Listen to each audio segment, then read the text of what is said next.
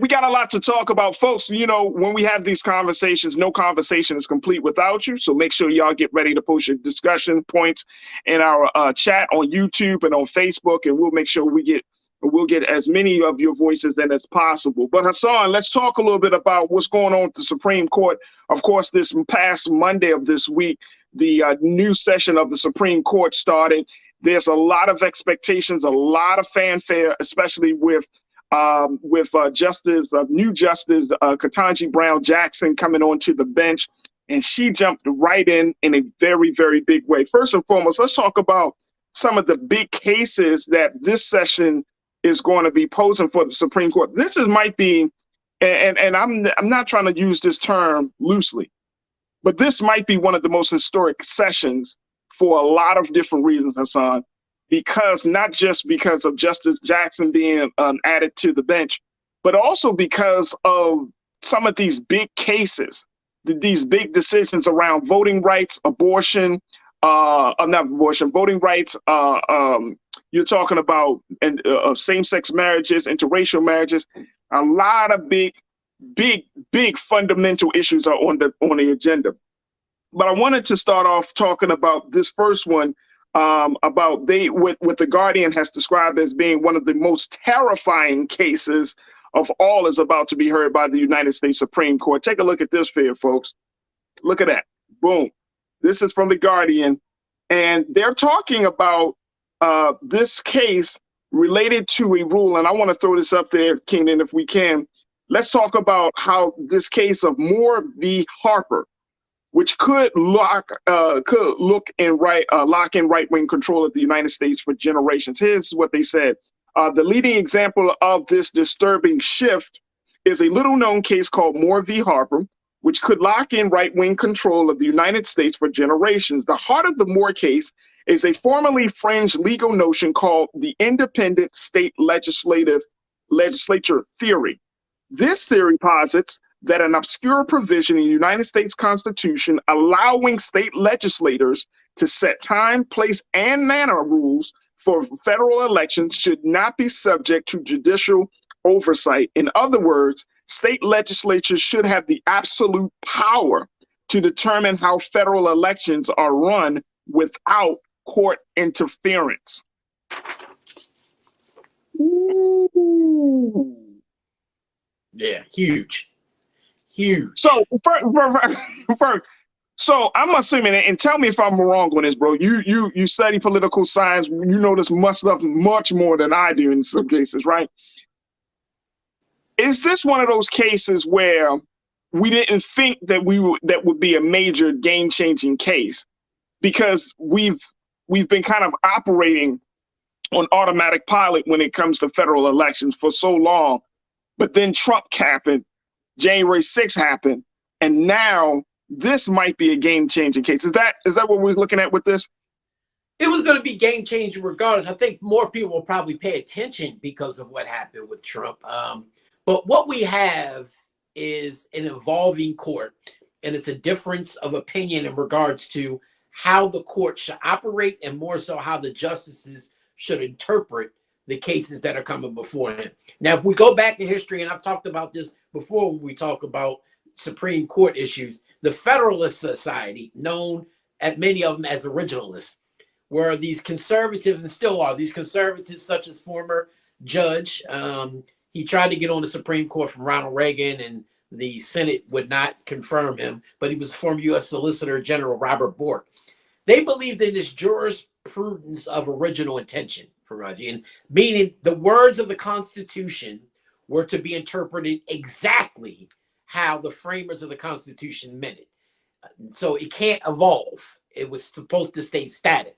But those words were never to be, evolve over time. And while those on the left and more their greatest adversary, Justice William Brenner, believed that the genius of the Constitution rests not in its static interpretation or meaning based off those that are dead and gone, but that it evolves in its adaptability over time is what made the Constitution so great.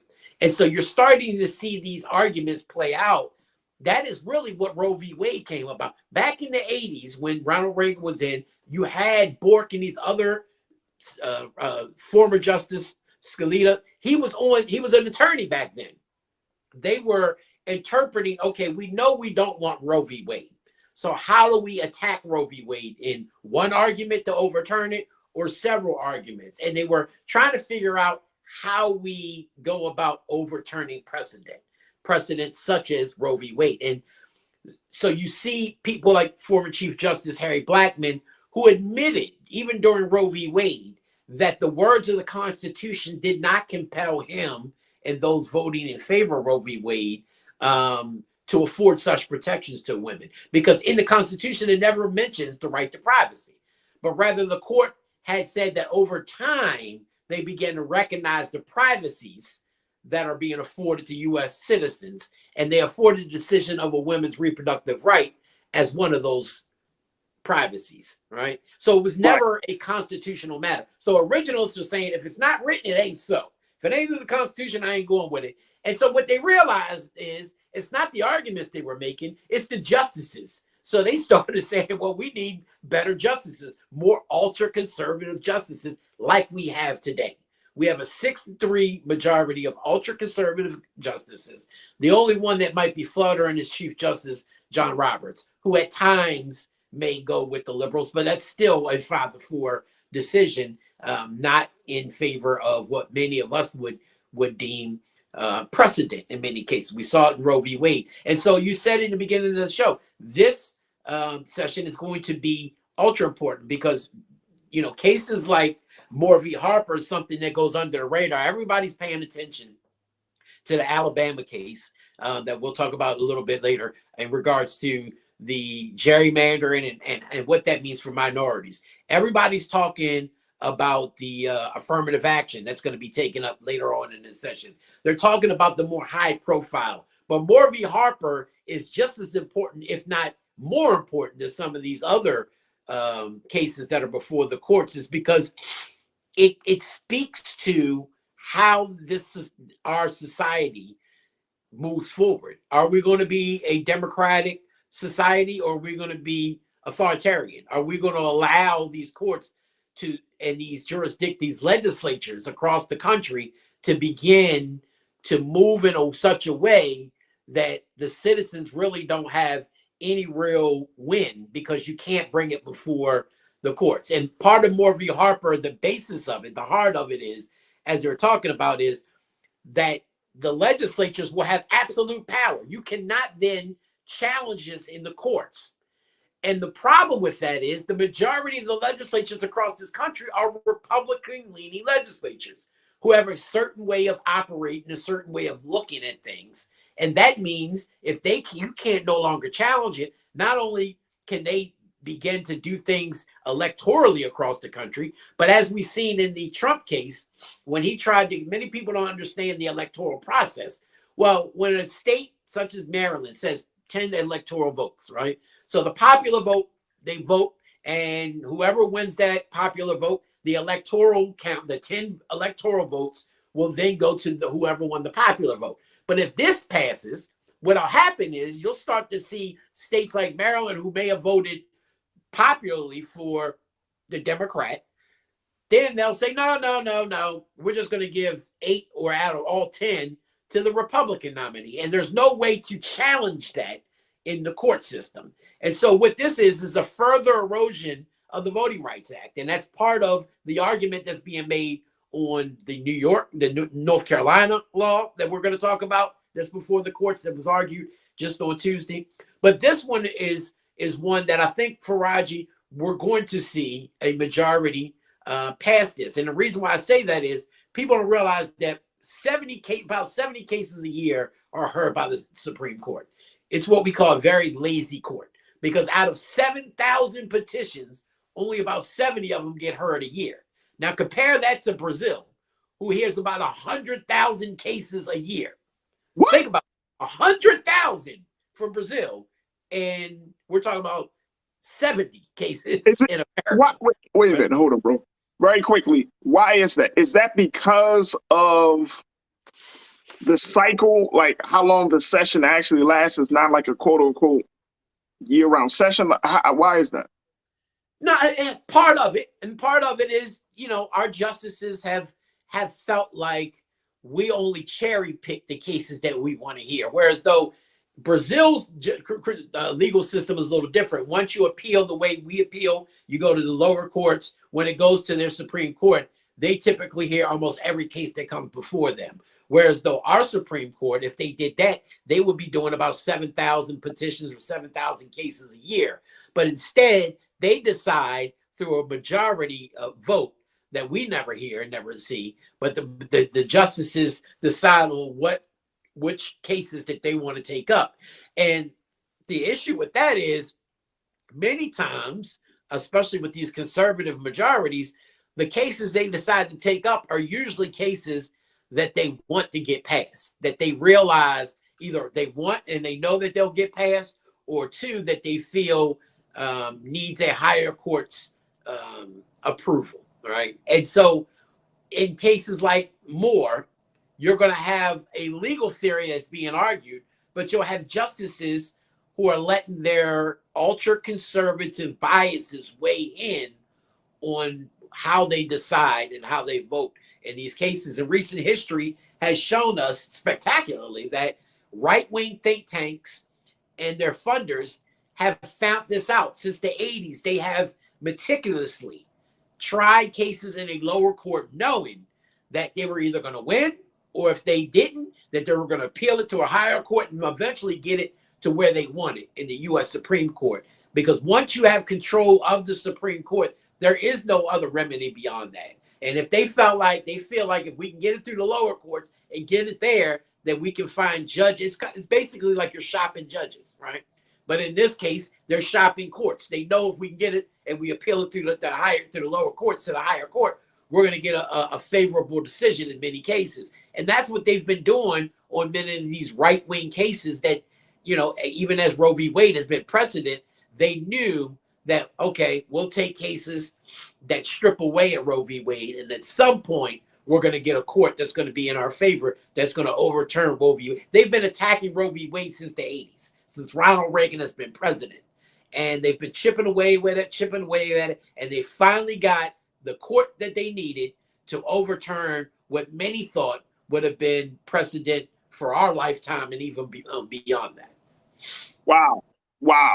Let me take some comments very quickly before we take our first pause today. Taylor, you checked in as we've been talking to Mr. Politics Hassan Giordano about this Moore v. Harper case, which can be a game changer on how states look at federal election. Take a look, Taylor. You said it needs to be amended. Real Brooklyn, you checked in, my guy. You said, what's the difference between this and the poll tax era and the system of the racist origins of the Electoral College, which still empowers white Southern mentality till this very day? And then Taylor, you came back and said, interpretation of the law will be problematic from now on. It's a form of manipulation. Wow. All right, so let's kind of break this down, Hassan. First and foremost, where should we stand on this? Where should states stand on this? Where should Black folks and citizens stand on this? Do we need to really? Does this legislative state theory? Does this really need to be amended or changed in any way? Well, the problem is we can stand any which way we want to, but it's not going to mean anything before the justices, right? Because they supposedly can't be swayed politically by any types of rallies and things of that sort. Congressionally, we can try to, possibly do something. But I don't even think congressionally, legislative wise, because these are theories that are being argued. The independent state legislative, the ISL, that's a theory that they've been put in place. And it's a theory that really goes to the fabric of state legislatures. So the best way that we can kind of fight back against the ISL theory is to be able to retake control of the legislative chambers across the country. Because again, wow, many a times we look at the congressional and the national elections, but it's the state that we always, they said a long time ago, all politics are local. And so you got to look at the state legislatures. Many of them, again, are Republican controlled. and Republican leaning. So in this particular instance, you will really have to kind of fight against retaking control of the legislative chambers, especially in the southern part of America. And what's about this whole poll tax era? When Real Brooklyn checked in about that, what's your take on it? Honestly, I can't assume what the brother was talking about. Maybe they can clarify a little bit more. I mean, I'm assuming that they're talking about the poll tax, and we're talking about with the voting, and that's part of what we're going to see on this North Carolina law that's being argued right now. And Justice Jackson made me so proud this week. She showed that her and the first Latina Justice Sotomayor are going to be a great 1-2 punch, because both of them try to get down to the fabric of these issues, right? But they also argue, they're very no nonsense but very respectful jurists, right? But they want to get to the heart of some of these cases and show their colleagues that a lot of the decisions that they're making can affect the daily lives of minorities across this country. And they do it in a smooth way, that it's not in your face. It's not making these white colleagues of theirs, feel, and I'll say white, I mean Clarence Thomas too, doesn't make them feel taken back. As this angry black woman like it. No, they're they smooth. I mean, if you would have heard Justice Jackson argue this week on the Voting Rights Act about this North Carolina law and how she broke down the 14th Amendment of America's Constitution and what it was meant to be, and how Alabama's Republican Attorney General, who's arguing before them, Steve Marshall, really was not making a logical case when it came to dividing these voters into the districts. They were making a case of, I want to say, I can't think of what he was saying. Man, it was just so smooth. It just made your mouth drop. And wow. It shows that she's going to be a force to be reckoned with on these courts. Absolutely. Neutrality. That's what it was. Race neutrality. Okay. And I wanted to certainly bring that up. We're going to take a quick pause, but I want to certainly bring that up because, when we're looking at this whole ISL theory, and then when we look at what's already currently happening, for me, it gives states a lot of power. Now, I don't know if folks really understand how much power that states have always had when it comes to issues of federal elections and all of those things. But this is so big to me because, back to your point very quickly, you said we got to get more of our people into state legislators. We've always been seeing a couple of things. When you deal with civics and politics, you've always been told to look at the presidency, And over the past few years, we've now been seeing all politics is local. So it's about local. Now we're starting to see the conversation go on and say it's not just local in the city or the county that you're in. It's really the state. It's the state that has the power. It's the state that has the money around policing. It's the state that has the money around education. It's the state that determines how elections are done. And so now we have to kind of expand our understanding of where the power lies in order for us to make the moves that we need to make.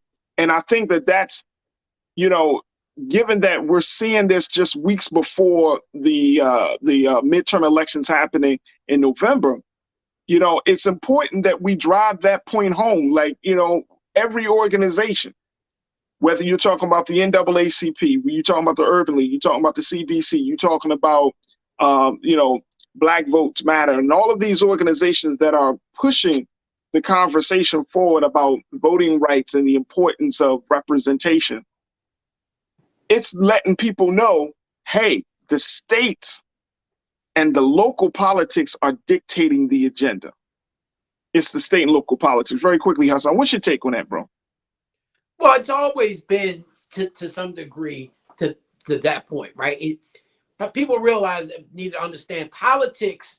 The reason why they say all politics is local, because most of the essential needs that you have on a daily basis, whether it's your local taxes, whether it's your police department, your education, all of that is local, right? That is not more like a federal issue. So a lot of the stuff that you deal with that you need from the trash collection, that is so. But the problem is many of our constituents and people don't understand the difference between a council person whose job mostly is the kind of nitty gritty, making sure the trash gets picked up, the police, things of that sort. Whereas though the state is different. It's a legislative body that deals with the educational funding that goes to local jurisdictions. It deals with the state laws and how they're enacted. And the federal government is completely different in how they operate. And so people have to understand the difference. And especially when you're arguing certain points and trying to understand the mechanisms of government and how they're done, you have to understand which one. Otherwise, you're going to be calling your federal elected representative talking about your trash. And they're going to be like, what are you talking about? Why are you calling me? Right. And instead of doing their job and saying, you know what? You're my constituent, so I'm going to make sure you get with the council person that's in your district because that's their job. That's their responsibility. But I'm going to take it upon myself to connect you with their aid to make sure that gets done. That's the type of elected leadership that we no longer have. It's like, why are you calling me? I ain't got nothing to do with that. Goodbye. And nothing's getting done. And it frustrates the average voter who thinks like, okay, well, they're just telling me to go kick rocks. So why am I even going to turn out the vote when I can't get nothing done? That's right. Political end. When you talk about blackness and what happens in black culture, we're about covering these things that matter to us, speaking to our issues and concerns. This is a genuine people-powered movement. There's a lot of stuff that we're not getting. You get it, and you spread the word. We wish to plead our own cause.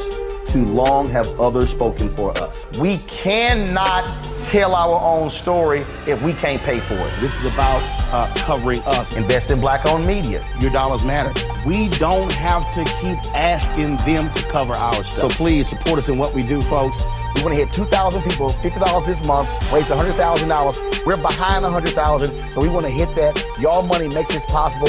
Checks and money orders go to P.O. Box 57196, Washington, D.C. 20037-0196. The Cash App is $RM Unfiltered. PayPal is R Martin Unfiltered. Venmo is RM Unfiltered. Zelle is Roland@RolandSMartin.com.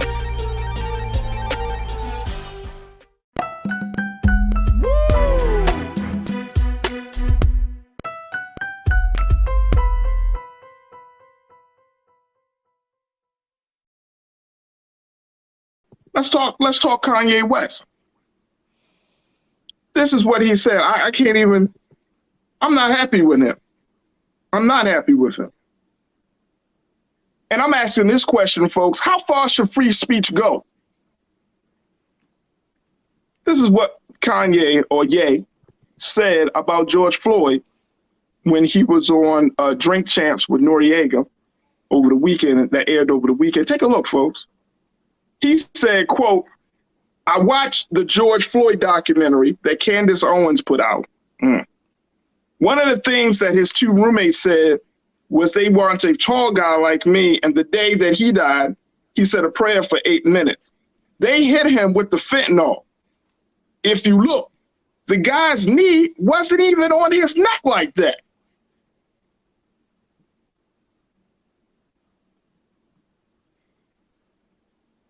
Let's bring Bree Fly into it. Leave me out of this. No.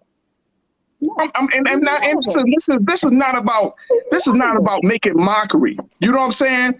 This is really about the fact that, bro, you are crossing so many lines right now because of this your whatever mental space that you in. But you can't even acknowledge the truth, bro. It's hurtful. It's hurtful to all of us who saw the video and the pain of police terrorizing black men. It's hurtful. And not just hurtful in a sense like, oh man, you shouldn't have said that. Like you got some black men who said, man, maybe he was hit with the fentanyl. say that shit when the police is on your neck, bro. That's a common move. That's a tactic, a technique of holding a man down to put their foot on your neck, then your knee on your neck. Like, it's interesting. I mean, and I'm again, this is not to this. I'm not trying to put you in no crazy position, B. I'm trying to just simply make the point. This dude is going out of bounds. He talking about free speech, free speech, free speech. Look what he said about the free speech thing. Because he's also about to he's also interested in buying the right-wing social media platform Parler. He's considering buying that. But take a look. Let's show this one, Keenan. Ye's net worth is reportedly $2 billion. Let's throw this quote on there, bro. Much of his fortune comes from his Yeezy sneaker brand in partnership with Gap and Adidas. However, Ye severed business ties with Gap recently, and Adidas said it's also reviewing this business relationship with him. JP Morgan Chase also cut ties with the rapper before he said all of this stuff. Parler is one of several right-wing friendly platforms to emerge during the Trump era as the former president supported claimed unfair treatment by Twitter and other apps. We know Ye is off of Twitter. He's off of Instagram. Now he's talking about buying Parler. How far does free speech go? I want you to speak on that. How far does free speech go, B? Because now you into a space, bro, you don't belong. And I don't care how much you say, oh man, I'm trying to get people to think. I'm trying to get people to think. Because George Floyd's family is considering a lawsuit for the defamation. It's been already proven that Chauvin, his knee on brother George Floyd's neck was the cause of his death. It's already been proven. It's been discussed in court. Now you trying to come up with some dumbass thing talking about fentanyl. These celebrities, man. Listen, there are certain flat earth moments in the world that happen. You know what I'm saying? There are certain flat earth comments that come out of our mouth, all right? And that make the people be like, what?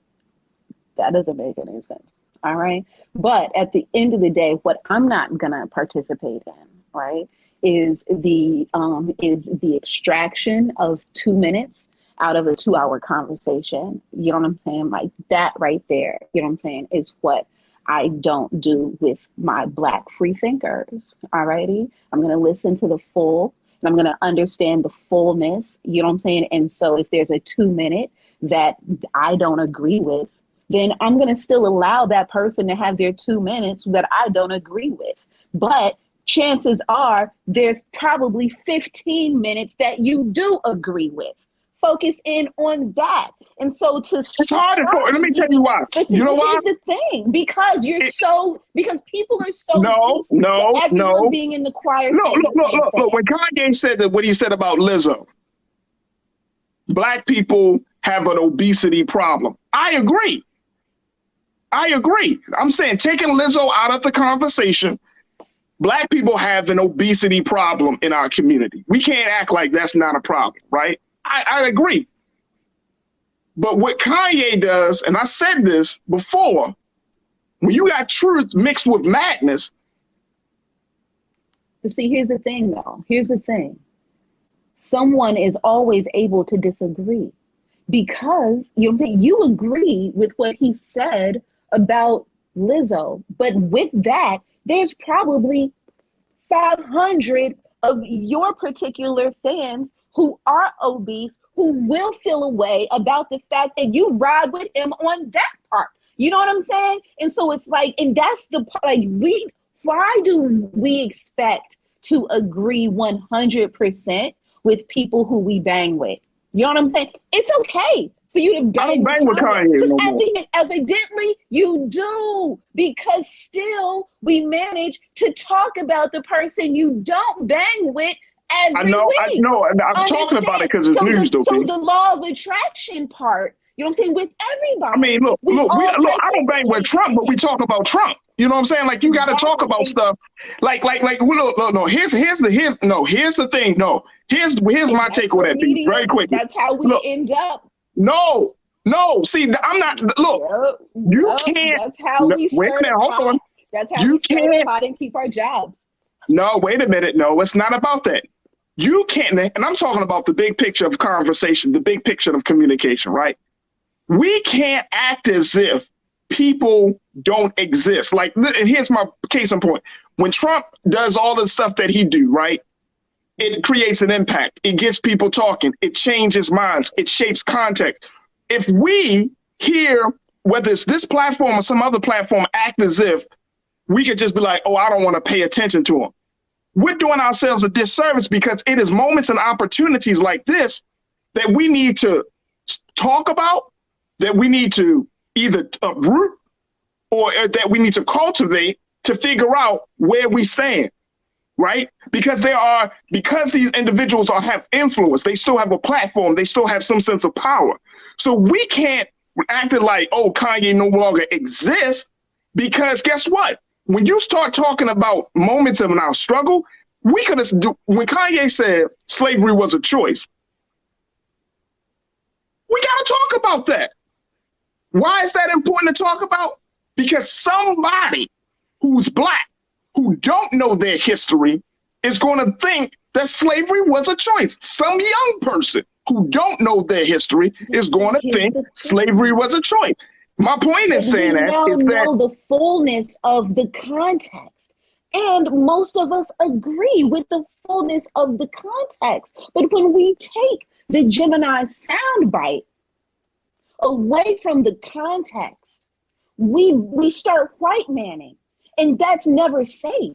You know what I'm saying? Like, it brings us back to this conservative middle, when if we're actually moving the culture forward, you're able to say, all right, boom, this is my agree with and disagree with column when it comes to this person. You know what I'm saying? Because once you want to have a conversation about stripping liberties from a person, that's literally having a conversation of diminishing value. What I'm not going to do is have a conversation that diminishes another Black man, Black woman's value based on my opinion of that person. If I do that, then I am no different from my enemy, white male patriarchal idea. We have to be able to all sit at the table with different opinions about a thing, different methods of communication. If we can't do that and still get to the bottom of what's really important for all of us, then you're just lost in the sauce. You know what I'm saying? And so it's like, the thing about media is that, on one hand, you're told to stay relevant. You're told to speak off the cuff and say what's on your mind, because that's what the people want. It's going to keep them going. But then you want to dismiss and devalue the person for doing that and keeping his name on your mouth. No. Right? I'm trying to dismiss. It's not about dismissing the value of the person. It's about setting the record straight. He's wrong. He's an influential person. He's a flat earther. You know what I'm saying? And so at the end, and that's why I brought up flat earthing. You know what I'm saying? Because once flat earthing came up, right, we were able to see people, right, in our society who, like, we didn't know that you thought the earth was flat. It's like, what the fuck? The shit was mind blowing. And it made us feel as if there was a new line that was established. Are you a round earther or a flat earther? Today, the idea sounds bizarre, juvenile, lowbrow, because we're all on the same earth, period. All right. So my opinion about its shape, does it really matter enough to be dismissed? At the end of the day, we know what happened. This man was killed in front of our face. Right. Period. There is no coming back from that. Right. We are not his. We burn this place down as a result. Okay? So it doesn't matter what somebody says in retrospect. What does matter is how deeply we hang on every sentence this man utters. I am a fan, and I don't hang on his every word as deeply as his quote unquote non-fans do. That right there is a psychological situation. That's celebrity culture. That's celebrity culture. And that's why that celebrity stays that celebrity, and that's why that celebrity keeps on winning. No. Here's what I'm saying. Continue to go No. See. Here's the thing. Is on his side. He keeps people talking about. No, I ain't on his side. His praises or his dismissal. Like it doesn't matter when everybody's still acquired to your name. Everybody's over here screaming, yay! No. Ain't nobody screaming. Here's the thing, sis. The thing is that if you keep putting out the foolishness for people to see it for themselves, then maybe it will shift the admiration, the love, the idol worship that we have of individuals. You know what I'm saying? Like this is why celebrities don't really, for many, many years, y'all know, celebrities don't talk outside of their art, whatever their craft is, right? They don't talk outside of sports world. But the moments that celebrities start to get into a space and trust and believe, their handlers around them say, look, don't get into these spaces and you're not clear. You're not clear. You can. It is if you say an opinion that is not popular, it has the potential of affecting you financially. So and guess what? And guess what? I'm good with that. I'm good with that. I'm good with stop idol worshiping. That's what I'm talking about. Like we look up to these individuals, right? These folks, some of these folks, I mean, exorbitant amount of money spending on the mad foolishness. They feeding us foolishness as a consumer. If they're not feeding us foolishness, they feeding our children some foolishness, right? And you can't stop. And you can't stop the flow of foolishness that's coming into your home. I don't care where you live, how you live. The fact is that when you step out, you don't even got to step out. When you wake up, you're introduced to the madness of America every time you open up your eyes. And my point is that in order for us to stop this flow, we have to become empowered enough to say, you know what, I'm not going to, let me hear what this person, that way we put it out there. I'm going to put it out there because you can stop idol worshiping. So we can stop idol worshiping. I'm tired of the idol worship. I'm tired of us putting hope in people. That ain't me. I don't idol worship. The person that idol worships, is literally like the person who looks at TV, who looks at media, who looks at the celebrity, stargazes, goes into their bedroom and tries to dress and become them because they want that. And listen, you know what I'm saying? Idol worshiping is a real thing, and so, but that's not what everybody does when we consume a person, when we consume entertainment, when we're consuming the mouthpiece, when we're consuming the celebrity for that X amount of time. You know what I'm saying? And so most of us don't. Media more so idol worships Kanye because media knows that as long as media keeps on saying the name that keeps people going, then they'll still be relevant. And so at the end of the day, what is he really doing? You know what I'm saying? What is he actually affecting in your household? Not but see, no, he doesn't affect nothing in my household. But here's what I'm saying. B.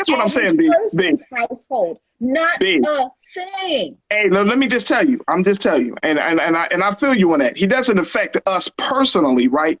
But the show is called The Culture. Okay, let's like the show is called The Culture. The show, the platform is based on culture. He's a part of the culture. And here's the thing. The culture has to be discussed, right? And when you have individuals who, let me reframe this. We are trying in this day and time to get us to think about the whole and not about the individual. We are trying in this day and time to focus on truth and not on emotional rants and emotional outbursts. We are trying in this day and time to have real conversations about the progress and the elevation of our consciousness.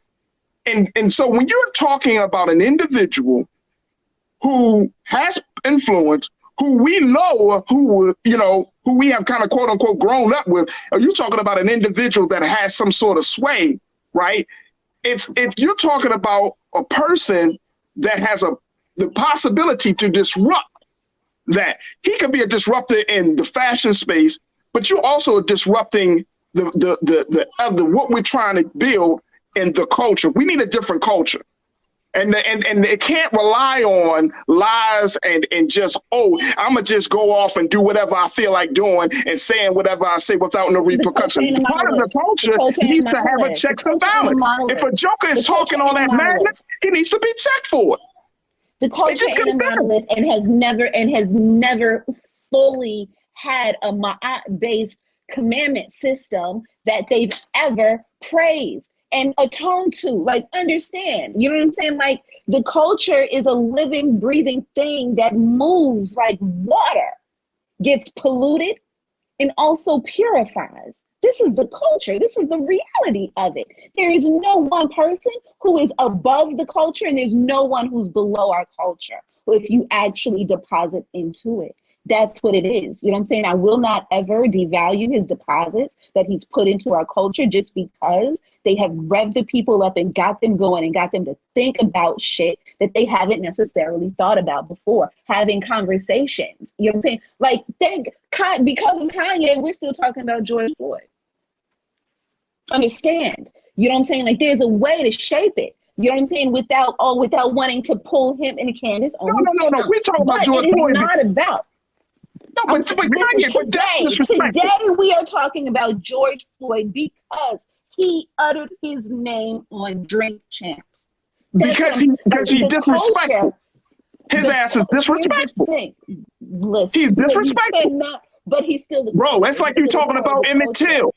It's like you talking about Emmett Till. What you gonna say? Emmett Till ain't get killed because of the lie of Carolyn Bryant? Nah, that wasn't a lie. Emmett Till got killed because he chose to drag his own self out of his home. You can't, bro. Like we here's the thing. We're in a time right now where our not only in our culture is our history is under attack each and every day.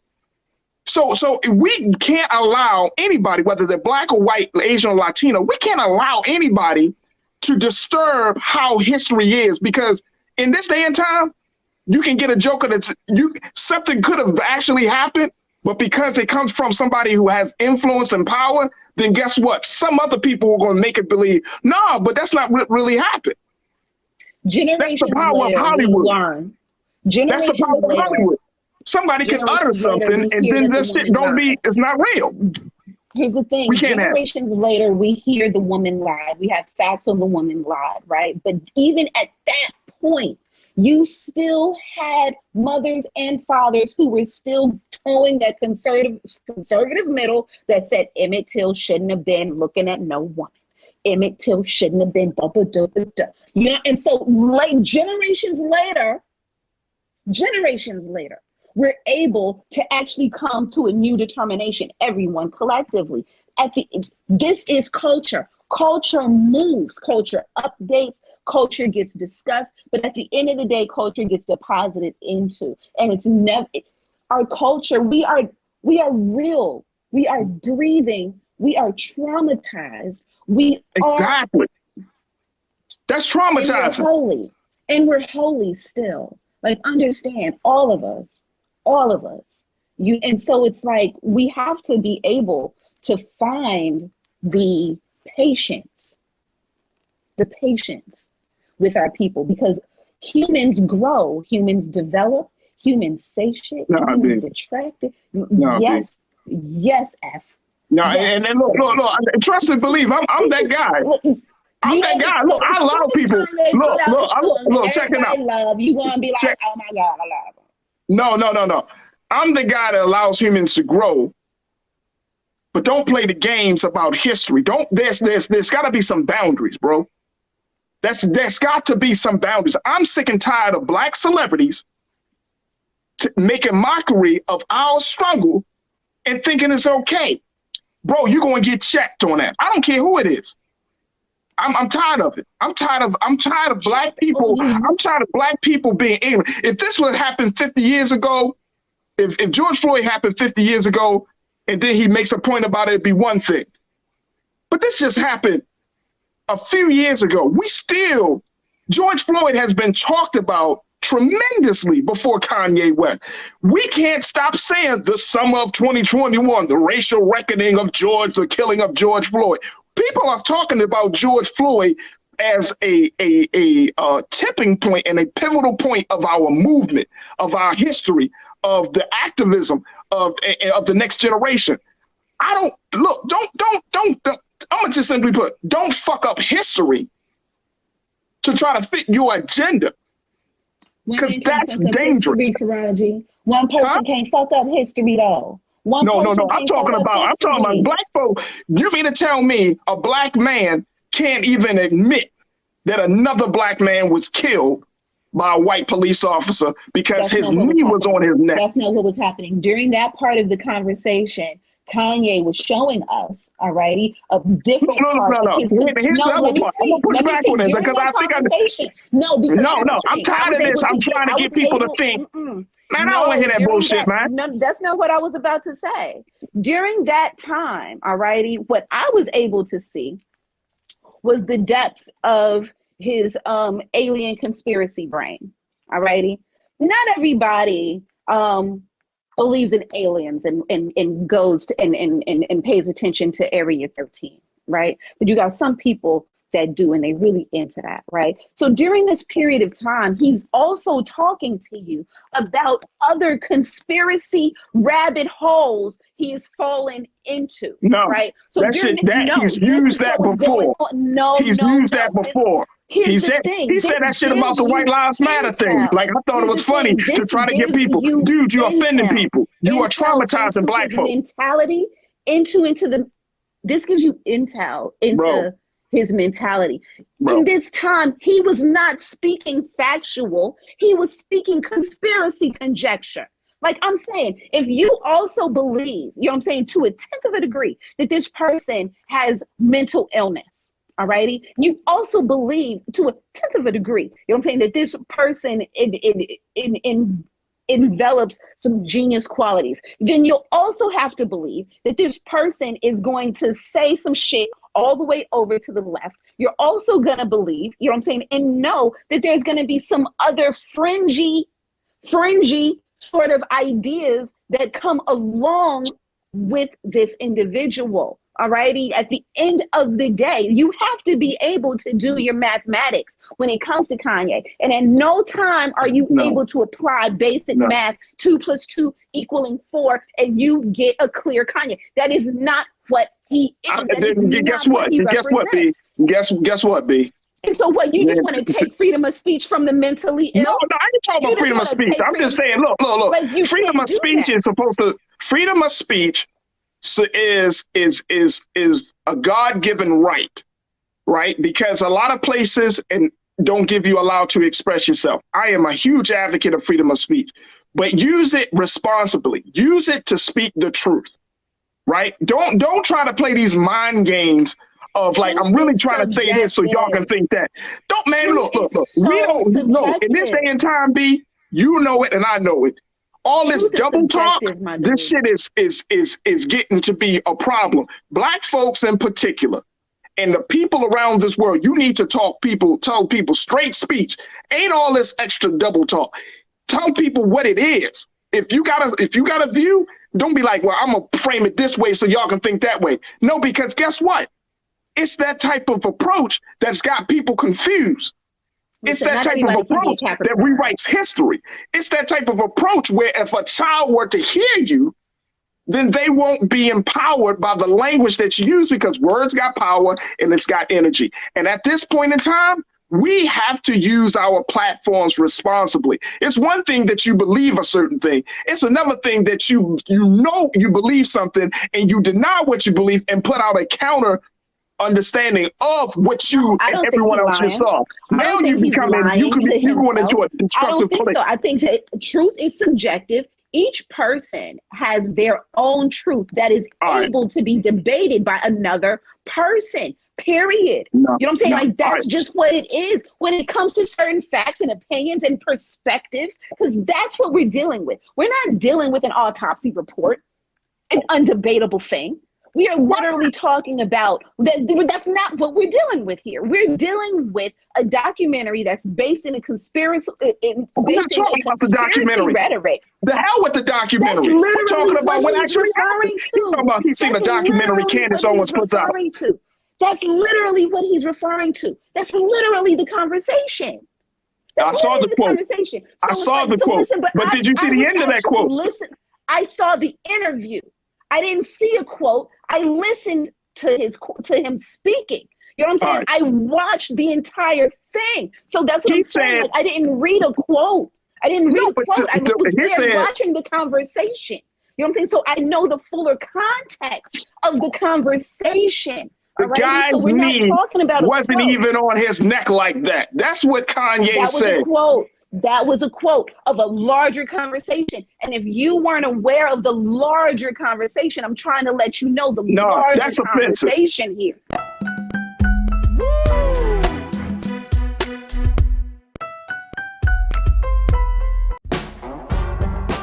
Don't wait till November 8th. We can vote today, y'all. Early vote started this week. We're on Savannah State University's campus. We will be dorm storming today, giving out treats for everyone. We hope to see everyone at the polls when it comes to November. If you believe we got power, let them know. Make some noise. Put a fist up. I need to see a fist in the air because we got power. Come on, you put it up. Come get your shirt. We're out here in the streets of Savannah, Georgia. James, do not forget to go vote.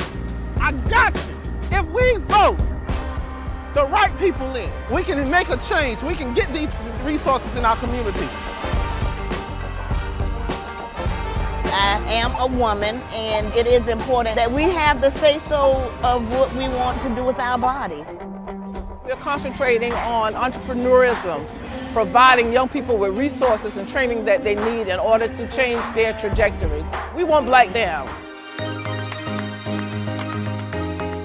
Democracy is on the ballot. Voting rights is on the ballot. Voting suppression is on the ballot. I am most passionate about those three combined because they all impact each other. Savannah is my home. I care about my community, and I care about representation in my community.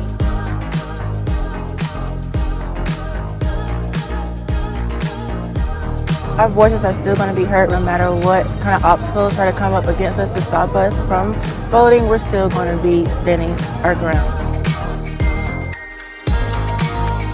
The effort that's being made to keep our communities from voting. So that makes me realize it's even more important, because if it wasn't important, they wouldn't be fighting to make sure we couldn't vote. This doesn't stop this year. This is a forever movement.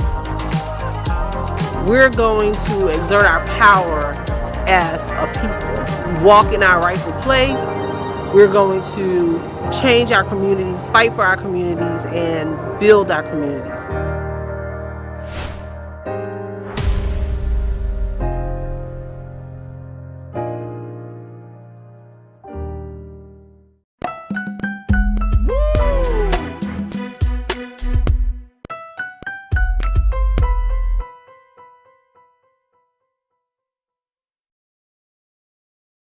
All right, folks. Wanted to switch gears to talk about something that has been trending, which is what is the state of the woman here in this country.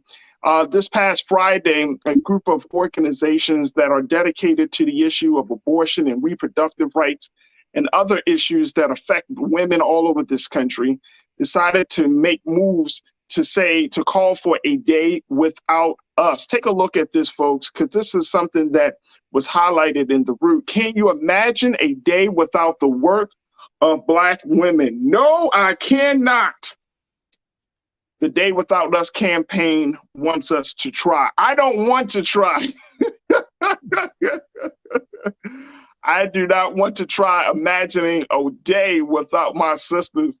And so we wanted to talk a little bit more about this campaign because it's so important that we look at these things, not just from a political space, but really understand the value and the importance of the woman's work, the woman's speech, and the woman's presence as relates to the issue. So we're joined by Dr. Avis. Dr. Avis, who you've seen, guys, on Roland Martin Unfiltered. This sister is a phenomenal sister, and she's been talking about a number of issues. She's one of our political analysts here on Black Star Network. She is an author. She is a professor. So she's a scholar in a lot of different spaces. We got Dr. Avis joining us today. Let's see. Dr. Avis, how are you this afternoon? I am great. How are you? Great to be on your show. Thank you so much for taking time out your busy schedule to be with us, Doc. We truly appreciate it. Absolutely. Now, Dr. Avis, I'm going to go back to this question that the Root posed, and I think that, which is why we wanted to have you on here, because it was talking about this idea, this campaign of a day without us, really looking at abortion rights, reproductive rights of women, and women saying enough is enough. First and foremost, what do you make of where we are with women, with the woman, the state of the woman here in America, particularly Black women? Yeah. It seems like there are so many different things happening with sisters today. And as a man, I always try to make sure that I'm on the right side of history, Doc. We appreciate that. So that's why I'm always open up the space to hearing from dynamic sisters like yourself and others. But what do you see as being the state of the woman in this country, particularly for Black women? We're in a very precarious space right now. I see us going backwards. This is a moment in which, for centuries, we fought every step of the way as women, and particularly as Black women, to get to where we are in this very race, gendered, very discriminatory society that we know we have to navigate each and every day. And the sad situation is, despite all that work, despite all the bloodshed, despite all the blood, sweat, and tears that have been put into getting us where we are today, what we are finding is that we're going backwards. We have a Supreme Court that has just run renegade over our rights. Yes, they've dismantled Roe, but if you believe that that's where they're going to stop, let me just say, you need to have another thing coming. That's just the beginning, I believe, of them trampling over our rights as a people, in terms of Black people, and specifically as women as well. And so this is a moment in which we have to fight. I mean, there's just no other way to put it. We have to fight in order to not only protect what rights remain, but also to get back what's been lost. I'm right there with you. We bringing back Jules P., hip hop artist and advocate, and that's part of this conversation. And Doc, I mean, that is not a good place for us to be, considering that there have been a number of efforts by Black women organizations. Of course, we talk about Black Lives Matter, which is ran and led by Black women. Mm-hmm. So why aren't we seeing the type of improvements, even though we're seeing a lot more efforts at this point? We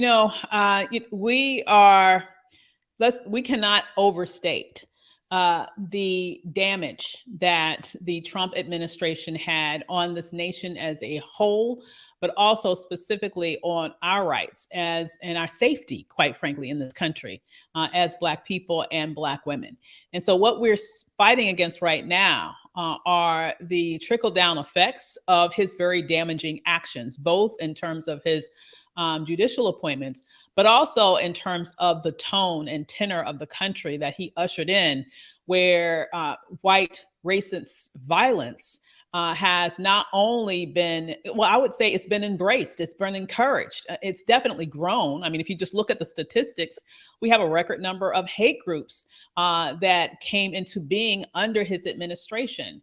And we see that he is openly coddling these very violent organizations that oftentimes target us. When you look specifically at what the trickle-down effects of eliminating Roe would be, that specifically, in my mind, targets Black women, given that we are 4 times more likely to die in pregnancy and childbirth than our white female counterparts. And so these are literally life and death issues. And as we are looking towards the midterm elections, I think the thing that we have to be very cognizant of is this is a key way in which we have to fight back in order to begin that long journey of repairing the damage that's been done. And what role do you see, Dr. Avis, the community playing in that process? Because I still think that we're still kind of like very passive, yes. And you know, in our support.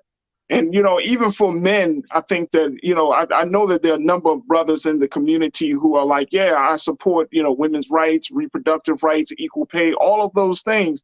But I still feel like we're still the minority, right? You know what I mean? That there hasn't been a full blown out effort by the community. And I've even seen some women pushing back on certain things, and surprisingly. So I'm like, wait a minute, as a community, we need to have some real conversations before, you know, we can talk about policy, before we can talk about, you know, law.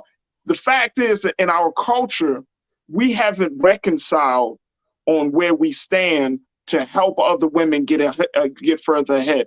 Are you seeing that same dynamic? I definitely am. You know, it's really, honestly, it's sad for me to see the amount of fracture between, in many instances, I would say just Black men and Black women in our community right now. It is disturbing, to say the least, to see a lot of hate-filled conversations that I am seeing openly on social media. It is tragic. It is sad. And I want people to really think about this. Who does it benefit to have us fight each other like this? Think about that for a minute. Who does it benefit to have us hating each other in the way that I am seeing it, with the language that we are throwing at each other, both men and women, specifically in the Black community? What is going on? Why do you think that has happened? I'm not, ancient, but I'm old enough to know, to remember a moment when there wasn't this vocal, this loud and overwhelming animosity between us in these public spaces like this. Yes. And so it makes me wonder if there has been some specific targeting of messaging to the Black community, specifically to disunite us in this way. Because when we are not together, when we are not unified, when we are fighting each other, that leaves the door wide open for other people to come in and do whatever they want to us, and we will not even notice that it's going on. Oh, absolutely. Oh, absolutely. And I would have to agree, Doc, that I would say within the past 10 years, the level of vitriol that we see communicated from men to women and women to men is it gets so bad. And I remember having conversations about men and women, relationships, and even, running a household. It's getting down to this issue of pointing blame. Yes. And I'm like, where do we, and it's hard to even on a space like this, it's like, I don't even want to have those conversations without having an expert voice, just simply because we got into our heads so many crazy thoughts about each other that it's like we need somebody to buffer or to help to debunk some of the mythology that we see that we have about each other. And I'm like, where did you get this from? And when we're looking at women, the value of women, this is going back to this campaign of A Day Without Us. Mm-hmm. And Keena, I want you to pop up on the screen, bro, just a little bit about what was reported in the Root as it relates to this day. Take a look at this, folks. When you're talking about A Day Without Us, this is an event that was, this happened again last Friday. Black women from several reproductive and racial justice organizations are challenging Americans to put down their work and come together for a collective day of action that they call the Day Without Us. An event which is being organized by advocates at the Frontline, Netroots Nation, and several other national advocacy partners also marks the 46th anniversary of the Hyde Amendment. And for those who don't know, the Hyde Amendment blocks federal Medicaid dollars, along with all other federal funds, from going towards abortion care, meaning Medicaid recipients have to pay out of pocket for care. Many Black reproductive advocates argue that keeping Hyde in place makes abortion care costs prohibitive for low-income folks who simply can't afford the hundreds or even thousands of dollars in out-of-pocket costs for abortion care. So when we're looking at some of the big policies, it's hard. It's hard for us to even get to that place if we don't find some consensus among each other first. And Absolutely. I don't know how to do that, Dr. Avis. I really don't. I don't know if we just need to have some more guided conversations about this, because, or if it's a matter of generation, because you got 25, 30, 35-year-old Black men who say, man, all these women are a bunch of this and that. And all these young ladies, like all these dudes or N-words are a bunch of this and that. Like, I don't know how we can even get to that place of talking about keeping the Hyde Amendment in place if we can't even see the value of ourselves just from personality. Oh my God, that's so true. And that's what makes this moment so potentially tragic. Well, not even potentially, tragic in my eyes. Because you might recall, you remember the studies that showed, for example, in the election that actually resulted in Donald Trump sliding into the White House, there were some studies that was done after that talked about all the money that was injected in that campaign from right-wing entities here in the United States, as well as even from Russia, specifically targeting the Black community with messaging that was meant to make us think that the person online was actually a Black person, but it wasn't.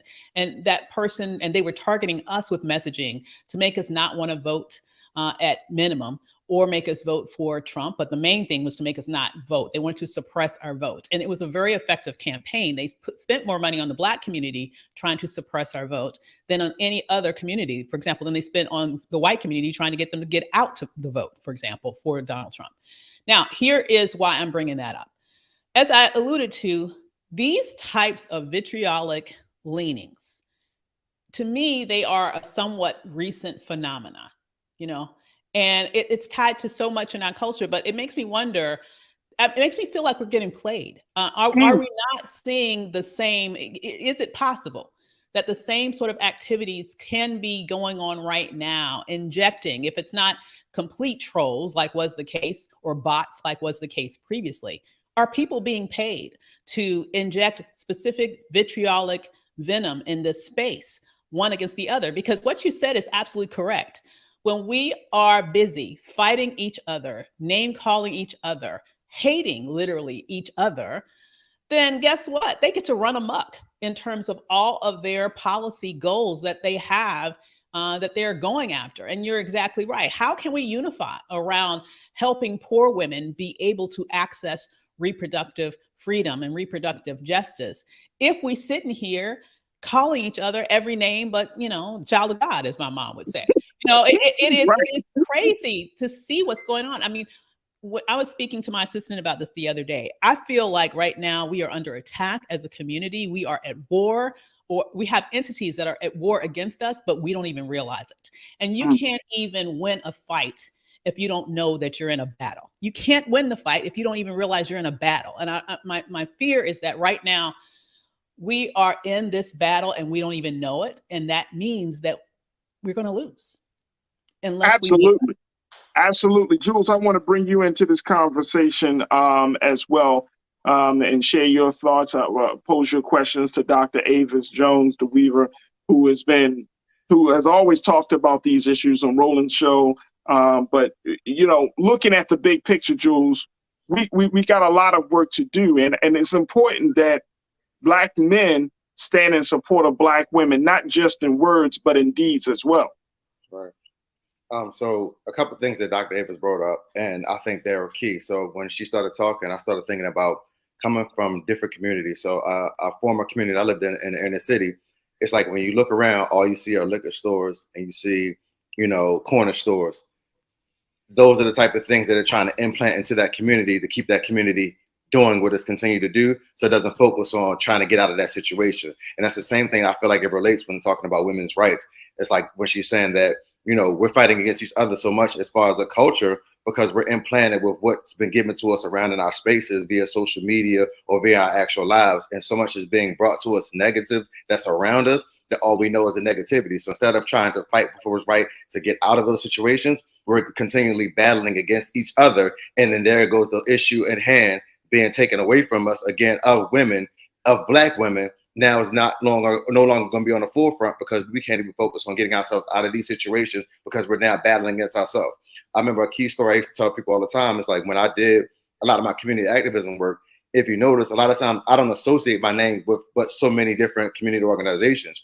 The problem with that is because everybody wants to be the leader to fix the community, but nobody wants to come together and say, hey, we all got the same ideas, let's work together. No, there's always a power struggle. So somebody has to be on top. Oh, this is my idea. This is who I bought. Instead of, hey, they're doing the same thing I'm doing. They're doing the same thing we're doing. We all working the same goals. Let's push the goal together. But it's too many minor organizations all doing the same thing. Look how many organizations in the city. Look how many clubs and different things are trying to push the same agendas, whether it's for women's rights or for urban rights as well in these communities.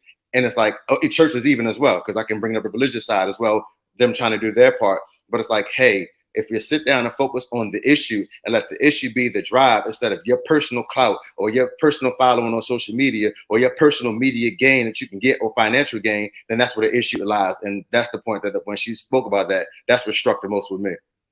So, and I think that Dr. Avis, that when we're talking about you, and I think Jules is hitting on a cultural point, which I think is the trend right now, that if you talk about male-female relationships, then you're going to get some attention, right?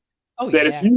if you I saw some dude, my wife showed me some post some dude made about Rihanna performing at the Super Bowl and how by her just having her baby, she needs to be at home. He said, as a man, I would encourage you to stay at home with your child, not move around as much, take care of yourself. And I'm like, who the hell is this guy? You just some random Black man telling a sister as if women never worked while they were pregnant or didn't go back to work after they gave birth in a very short period of time. Don't jump around. Don't, sister, you should be home. I'm looking at this guy like, boy, you on the wrong side. And boy, did the internet light his ass up. I ain't seen so many Black men, but then a thought to me came to my mind was like, dude is just trying to get some he was just trying to get some clout, right? And here's the problem. You are going in on your sister. Yeah. For and Doc, you asked this question, what do we gain? You really gain nothing. Oh my God. We really gain nothing, right? Exactly. And when I see those type of, and I see posts like this all the time from Black men. I see posts, crazy ass posts from Black women about men. And I'm thinking to myself, man, yeah, we really going in the wrong direction because the enemy of our rise is looking at all of this. Mm-hmm. And you said it. And so so people don't think it's a conspiracy theory for me, Doc. You said it. You said something must be going on where ideas are being introduced into the conversations, whether it's in a social media post, whether it's in meetings. Something is going on to disrupt the unity of Black men and Black women. Something is legitimately going on. And I think that we as our people, and this is why we have the show, we have to recognize when somebody trying to sow a seed of dissension among the family. Yes. Yes, we sure do. I mean, come on now. If we know just a little bit about our history, okay, then we would know. When has there not been a moment? I mean, it just came out the other day about how the FBI had been, in essence, spying on Aretha Franklin for 40 years, right? All the way up to, all the way up to, I think it was 2007. I mean, this is very, very recent. So what I'm suggesting here is, when have there not been outside forces attempting to redirect our narrative from within, from infiltrating us, right? And making us to think the way that they want us to think in order to cause internal dissension. The whole point of COINTELPRO was not only to murder people, but also to cause internal dissension, right? And I just want people to understand that hasn't gone away. Like, and it's beyond even the old system, and it's beyond the FBI. I'm gonna be perfectly honest with you. That's why I'm suggesting that. You know, I think about my parents. You know, I think about that generation. I don't even have to think that long back. I mean, I'm just thinking about old school hip hop, like my era of hip hop in the 1980s, for example. That's how old school, you know, that's some real old school hip hop. So, you know, in that moment, you know, even if you're just talking about hip hop and how what the focus was, what we talked about, you know, the focus on history, on improving our self-esteem, on knowing who we are, on respecting one another as men, as Black men and Black women, and the very intentional shift in the direction of the music and the messaging that was then infiltrated into our culture from that very intentional shift. And you think about so many things that have happened since then in terms of what's going on in social media. My suggestion is we do have to be more discerning about the what we are hearing in these public spheres, and then be able to critique who benefits from us believing this. And when you start to think in that way, then you can have a more critical eye at the information that you are being spoon-fed, and be more selective about what you value and what you don't pay 1 second's notice to, so that you won't get caught up in that system of hurting ourselves so that other people can win. Well, I see a couple of things, and Jules and Doc, I would love to get your take on this. One is, I think now we're at a place where Black men have a different value system than Black women. We're seeing things differently as it relates to community, as it relates to family, as it relates to ourselves. So our value system seems to be misaligned from each other. The other thing is, we're seeing that because, and I've been wanting to talk about this, Dr. Avis.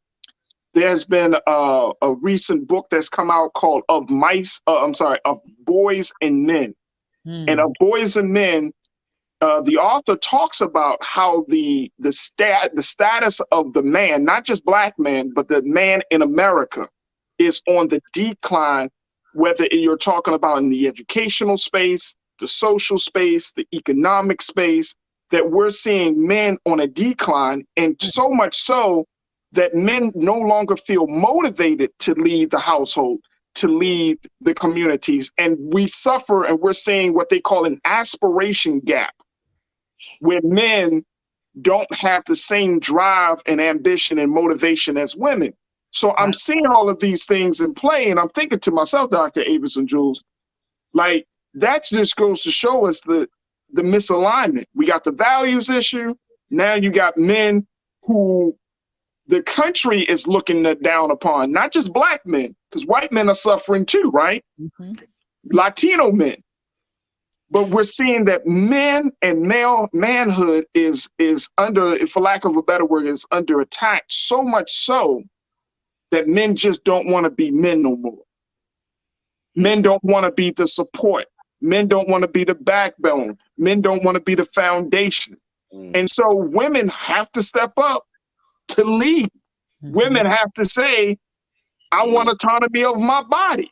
Women have to say, I want to be paid more, without the voice of a man behind them. And I'm wondering, with this trend going, are we going to see a different America in the next 10 to 15 years? We often talk about the idea of a woman not being president, but I can see that happening. Mm-hmm. I can really see that happening because people are losing faith and hope in men. Interesting. Jules, what's your take, bro? You ready? Because I I'm ready, Jules. I'm ready. Okay. So I hear about it all the time and I see it often. So preface myself, my comments are just pertaining to me and my spaces, so nobody take offense. I came from a black woman. I was raised by a great black woman. I have a great father. Let's not take nothing from that. But I grew up in a single parent household. So my mother did a lot to make sure that I was on a straight and narrow to get to where I had to get to in life to the stage now. Because I'm on the culture. So obviously I got some little intellect to be on the show to talk and discuss and a myriad of topics, whether it be politics, sports, women's rights, whatever. I can talk it because of what I was raised by, what I was seeing, and what I seen growing up. The conversations that I hear a lot of times in this day and age, and I'm sad to say, but I'm going to say it, is about the lack of the power of the respect of the man. The men now are soft. SAWFT, soft. Okay? And that's what black women have to deal with on a consistent basis. They don't want to work. They don't have no ambitions. They don't want education. Some not even raising their children. And that's the problem that's keep on happening. And that what's happening is you're having more and more generations create more and more soft men. So there's no more masculinity in the man because it's being taken away from us on both sides of the argument, whether it's from the men being raised in their communities or from the argument of, from what we're looking at a political state or day and time and age now where, the masculine man is not the dominant now because you have so many different types of genders and things going on and the genders being preached in the forefront of social media and culture right now. So there's so many different ways that a man is being broken down, whether it's from the household, from his community, or from the actual state of the world. So now that they're trying to find an identity and there's been the problem finding the identity, a lot of them are so, men are short-minded when it comes to some issues like this, that they're just going with what they see instead of trying to get the information and gain and research to be better, do better, and provide better, to be the providers that we're supposed to be and take care of the responsibilities that we're supposed to take care of. Simple things like taking out trash or dumb things like that you won't even do, but you stand in a woman's house for 20, 30 days straight, not doing nothing but sitting on your behind. But, I'm sorry. Jules, calm down, brother. I'm sorry, culture. I've been on one today. I'm sorry. Hey, look. If you soft, SAWFT, if you soft, don't come over here in this space. No, but I hear you, Jules, and I feel like Dr. Avis, that because of this cultural space that we find ourselves in, it all leads us back, just going back to where women stand on these issues. Yeah. It's all opening the door for women to be under attack. Yeah, indeed. I mean, I think about, for example, oftentimes Black women are criticized for being, in essence, too strong, like the strong Black woman and too independent, all those things. And therefore, we're not perceived as very feminine, for example. And I think the larger point that was made here is that, we are who we are because this is who we have to be to survive, period. And it's that comes from a history of being right beside you all, being right beside our men, in the fields, in those spaces where we've been the brunt of the whip, just like you, right? And so we have built up this strength that, unfortunately, I believe sometimes we're attacked for being who we've had to be to survive. And not just for us to survive, but for us to be able to make sure that our children survive, for us to make sure that you survive. We couldn't be the dainty little feminine woman that maybe a white woman could be. If we were that, there would be no Black people in this country right now. I'll be perfectly honest with you, because we would have been killed off, okay? We had to be who we had to be to survive. And all that I ask as a Black woman is that we are not castigated for being that. Is that we are recognized and, recognized for being that source of sort of strength that makes sure that our family is here, that our family lives, that our children are able to, have their future and be recognized for that and not be castigated for it. I think that to me is a minimal ask that I would like to see. a respect for who we are and who we have been and who we continue to be in order for us to live and thrive in this nation. And I would agree with you wholeheartedly there, Dr. Avis. What do you think, as women made this call on Friday for a day without us to look at the issue again of reproductive rights, looking at abortion, like what do we do now? What would be the next step that you think would be the best step for us to take to get to that goal? Yeah, well, I think number one, we have to, first of all, right now, we have to all make sure that we're registered to vote and that we actually vote in the midterm elections. This is so critical. It is so consequential. As I mentioned, we are at war right now. And in this moment, in terms of everything that's happening writ large with regards to the policy dynamic, our best weapon is the vote. So we have to make sure that we utilize that.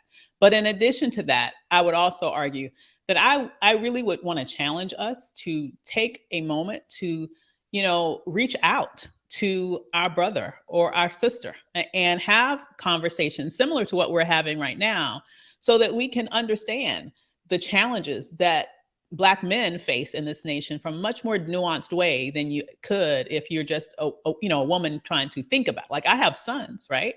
And I am very sensitive to, the world that they face, because obviously I love them, but I would never actually know what it's like for them to navigate the space in a Black male form, right?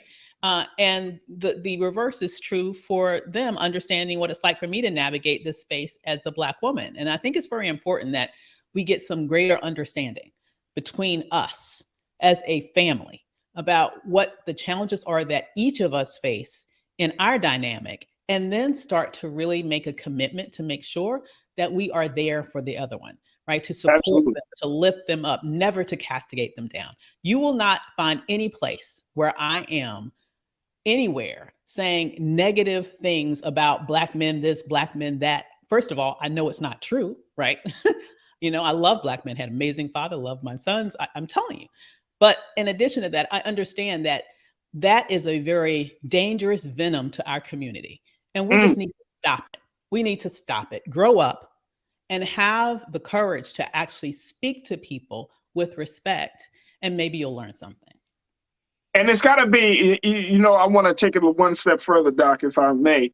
It has to be very genuine, authentic love.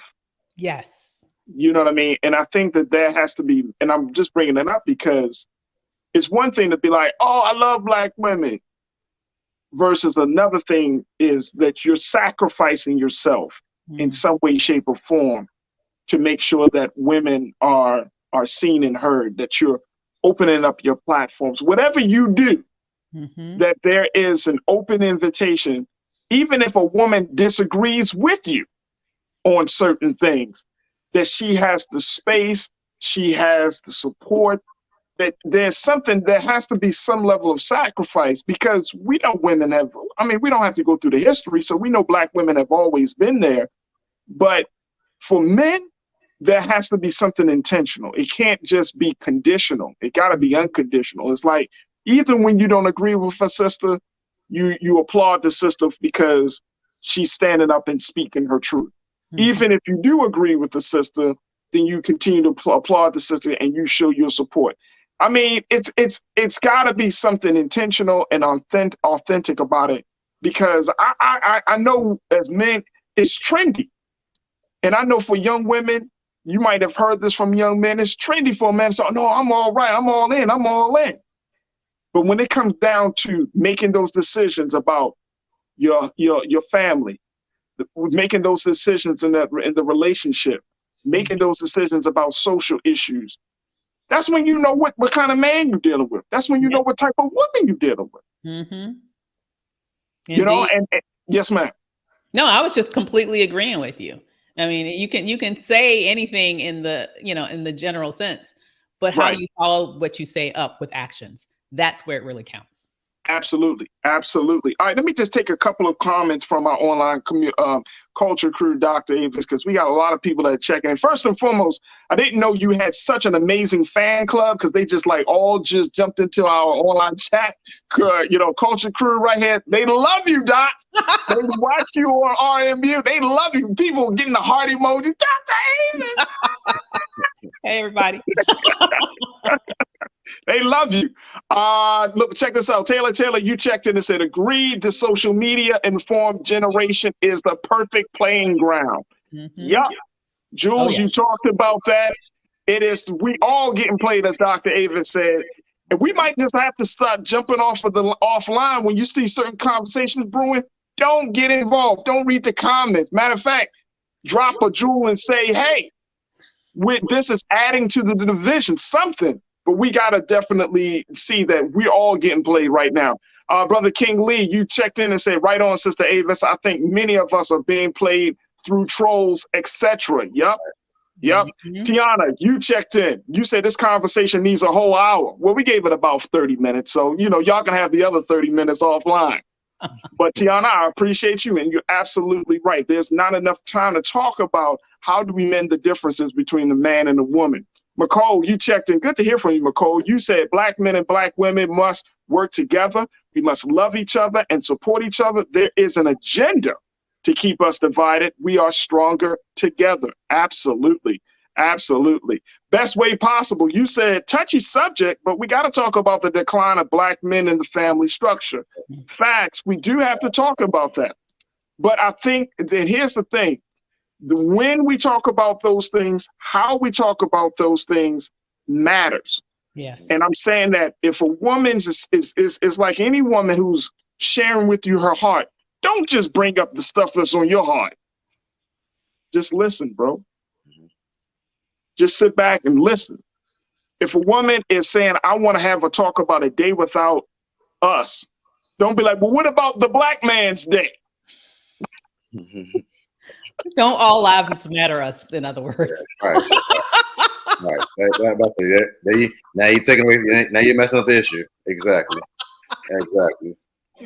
Joker talking like Negro, you ain't even think about a day. Now, as soon as we talk about our day, you talk about, well, where's my day? Like a kid, where's my toy?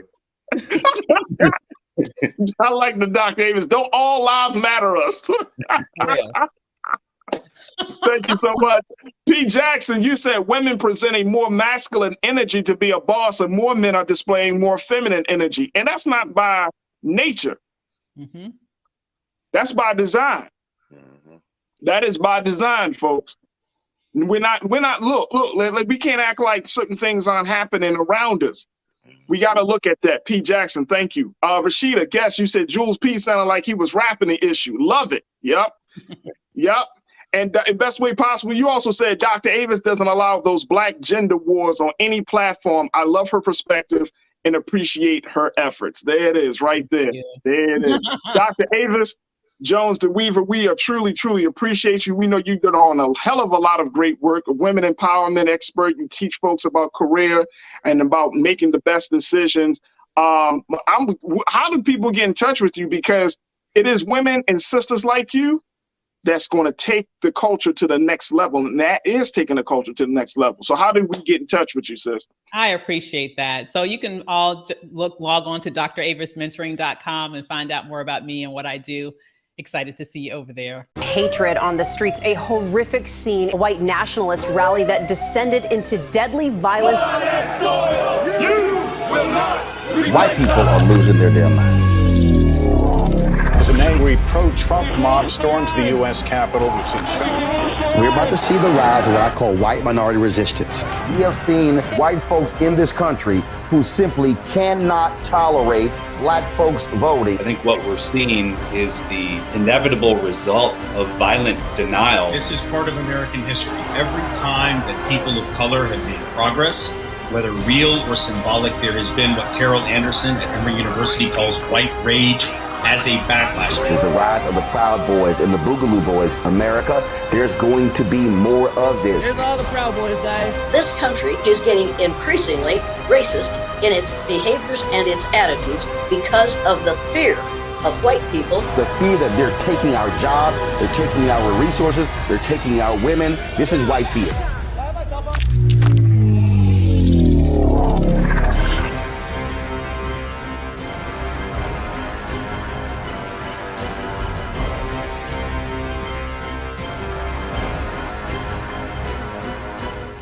Pull up a chair, take your seat.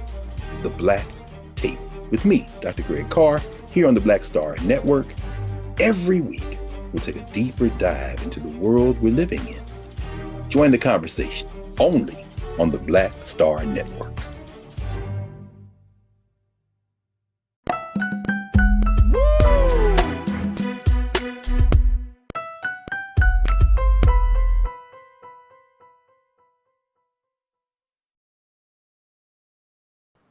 And this is a topic that I see that has been trending and is catching a lot of momentum. And I'm very, very happy to have this conversation with all of you today.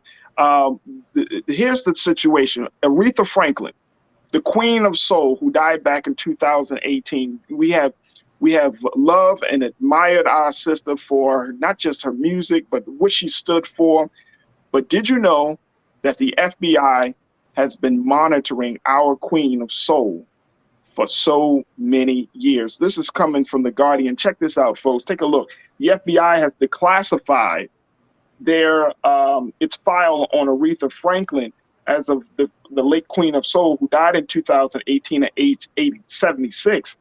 Here's the thing. The 270-page document, which includes reports from over a dozen states, shows the Bureau's extensively tracked the singer's civil rights activism and her friendships with Martin Luther King Jr., Angela Davis, and others. Now, this file that was requested via the Freedom of Information Act by journalist Jen Dies, she posted excerpts in this lengthy Twitter thread and reported by Pitchfork. It also includes close documentation of Franklin's performances for the Southern Christian Leadership Conference, SCLC, of which King served as president. So we're so happy to have Jen joining us to talk about this, because she put it out there. This is years in the making. And Jen, we thank you so much for taking time out your busy schedule to join us for this. I was fascinated by this. Your tweets. I mean, you have redacted documents from the FBI, declassified at this point, that shows that there was an extensive surveillance on the Queen of Soul. Why did they do such a surveillance on her out of all people? You know, it's, as you said, it's not surprising, yet you still, I think this goes for most people, you still feel an element of shock or surprise, even though it's literally not surprising knowing what and how the alphabet agencies, including the FBI, surveilled anyone having anything to do with the civil rights movement. So the reason I requested this, by the way, I requested these documents from the FBI, again, through FOIA back in 2018. And so, what is it, 2 or 3 days ago, everything's kind of running together now, but they didn't send anything until then. And by the way, Aretha Franklin is just one of many that I've requested files on. These just happened to come in the other day. So, I mean, their MO was, here is a Black prominent figure, and we are going to surveil her and her every move. And seeing it all laid out, again, the documents are about 270 pages. They are completely incomplete, and I'll get to that in a second. But it's really so stomach-turning, so disgusting, part of what they do. And we'll get to this too. It is part of what they are still doing. These documents show how the FBI infiltrated Black rights, civil rights movements, Black Panther Party, SCLC. They were infiltrating everywhere. They had sources everywhere. They knew everybody's every move. And their what they would do is link any form of standing up for Black rights, for civil rights, as extremism. And so that is what they continuously tried to tack on Aretha Franklin.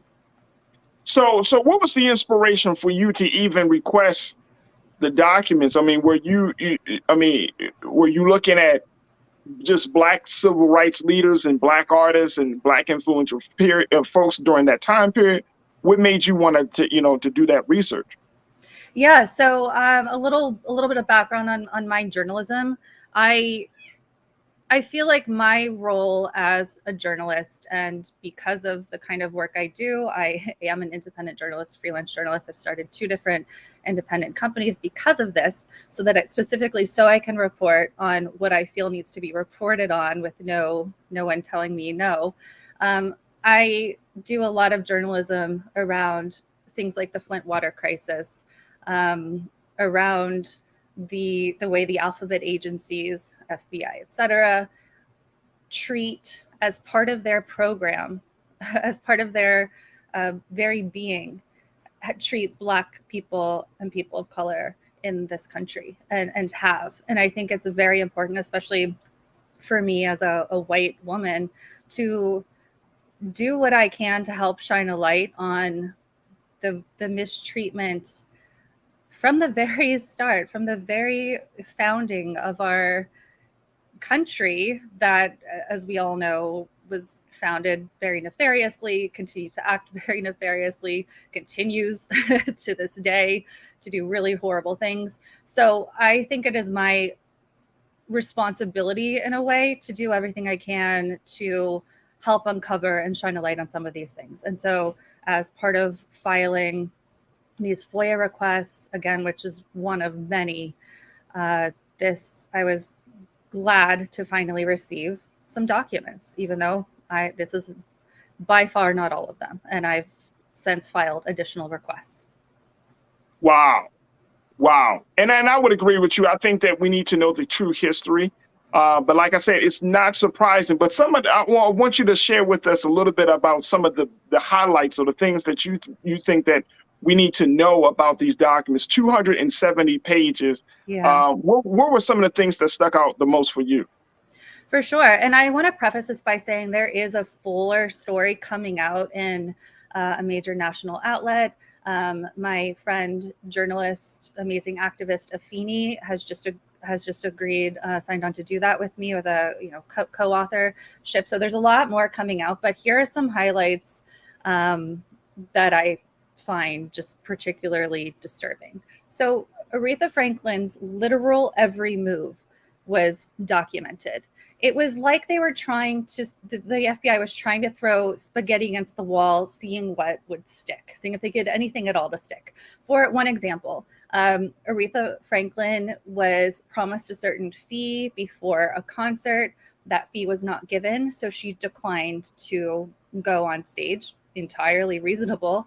There was some kerfuffle in the audience of the concert, nothing to do with Aretha Franklin, not her fault.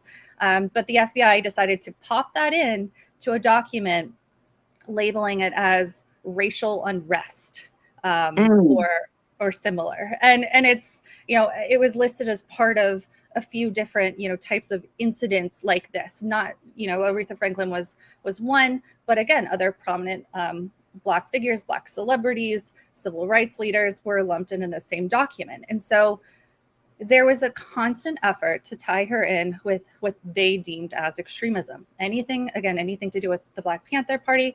And in addition, they had their sights set on Angela Davis, as everybody watching knows, hopefully knows. All of I know a lot of my white colleagues are not aware of this history, and we all have a responsibility to know it. But Aretha Franklin was sympathetic and gave her money, gave her time, gave her platform to stand up for what's right, to stand up for injustice. And so her relation to Angela Davis and others was looked at over and over and over again, the fact that she had sent money. They in fact had an FBI in one of the other files, and the one you just popped up on the screen, they went as far as to document her Atlantic Records contract and contacts related to that contract.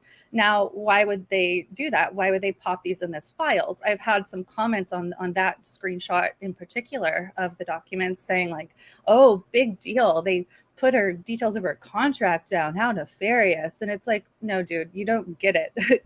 Little commenters. This is part of a much, much bigger picture. There was ill intent behind this. There was threatening intent behind this. And we only know it now because finally, as of some of these documents have only just been declassified like very recently and popped in these files. We only know it now. And another thing is they would set up little sting operations thinking the FBI is so smart.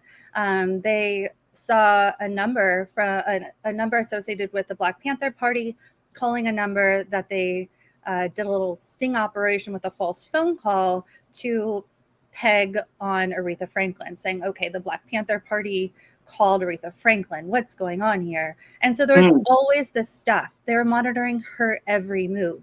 Now, on the other side of this, Aretha Franklin, as a powerful, extraordinarily talented Black woman, was targeted by the public. She was threatened constantly. Her family was threatened constantly.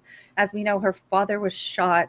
The FBI would document these things, but there's one case in particular that really stands out from these files in that her life was threatened. The lives or safety of her family was threatened. And, you know, this was a handwritten, they put these in the file, the scan of this handwritten threatening letter that it seemingly they could easily trace back to who sent it.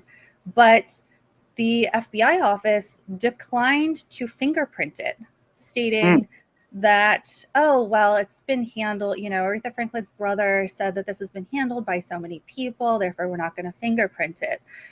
But there are other, you know, so-called reasons that remain redacted as to why they declined to further investigate, as well as the SDNY declining to prosecute in this case.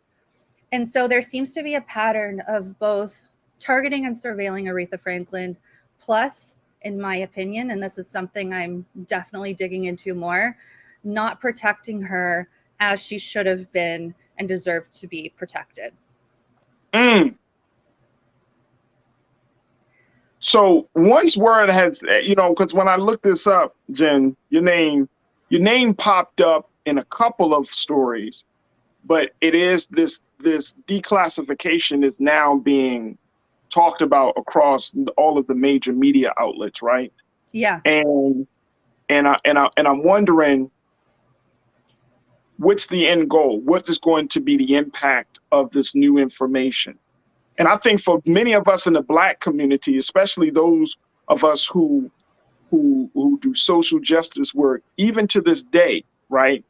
We know that the FBI, the CIA, as you say, them alphabet boys, we know how far they will go. Yes. We know some of us may have had that experience firsthand, talking to agents and being in spaces with agents. But we know about this. My hope is, I guess that's the big question, is like, you know, what do you want to see as being the impact of this? Do you think this is going to shift the perceptions that people have? Is it going to empower people, educate people? What would you like to see happen? So my goal in this is to shine a light, but I don't and I won't report on this simply as something that has happened in the past. I think it's easy for people to say, especially people who are not familiar with the COINTELPRO programs and things of that nature. I don't want people to look at this story and say, oh, that was so terrible. Look at what used to happen, because it's still ongoing. They call it different things, but it's ongoing. COINTELPRO was so horrific in what it did. It's been declared illegal. We only still know a portion of what they were doing back then to target Black people and people of color. Do you think Aretha knew? That's a thing that I'm very curious about. I have reached out to her estate, and as part of the fuller story, I will definitely try to get a grasp on that. I have to think she probably had to know, because there were leaks all the time from within organizations, civil rights movement organizations, people surrounding her. She had, and with what happened to so many prominent leaders then, I think she had to know, and she had to know and feel a certain way about seemingly not being protected in the way that she should have in the face of threats. And so I also want people to know, kind of going back to the previous point, there's a new program as of 2018. They've declared that it's stopped. Again, they keep just changing the name and saying it's stopped. That's literally doing these same things, called Iron Fist. Ken Klippenstein, formerly of TYT Investigates, had gotten some leaked FBI documents showing that this is continuing. They keep changing the name, and I want to make sure I get the new names correct. So it was called, in 2018, they had these extremist documents, like of extremist organizations that they were looking into, the FBI. And so they labeled, along with labeling the insane MAGA freaks and white nationalist freaks, along with labeling those guys and popping those into documents talking about threats to our country, threats to other people, they put in, without evidence, without examples, Black identity extremists as a group to look out for. Black identity extremists. Yes. And so there was pushback. And this was, it seems to kind of be sparked from some of the Ferguson stuff, is particularly why the FBI seems to have been latching onto this. But then they got in a little bit of trouble. I say a little bit only because people didn't really know that this was going on. So in 2020, they changed it. They changed their monitoring to racially motivated violent extremists.